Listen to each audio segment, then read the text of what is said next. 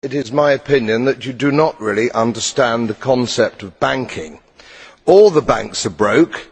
Bank Santander, Deutsche Bank, Royal Bank of Scotland, they're all broke. And why are they broke? It isn't an act of God. It isn't some sort of tsunami. They're broke because we have a system called fractional reserve banking, which means that banks can lend money that they don't actually have. It's a criminal scandal and it's been going on for too long.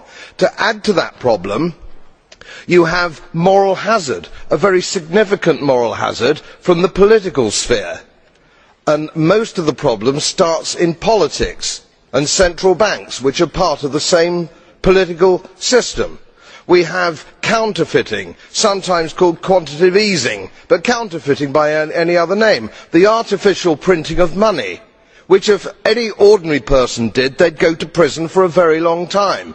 And yet governments and central banks do it all the time. Central banks repress the amount of interest that rates are, so we don't have the real cost of money. And yet we blame the real retail banks for manipulating LIBOR. The sheer effrontery of this is quite astonishing. It's central banks that manipulate interest rates, Commissioner.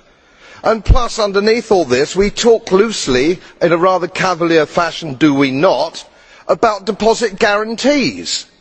So when banks go broke through their own incompetence and chicanery, the taxpayer picks up the tab.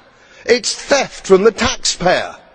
And until we start sending bankers, and I include central bankers and politicians, to prison for this outrage, it will continue.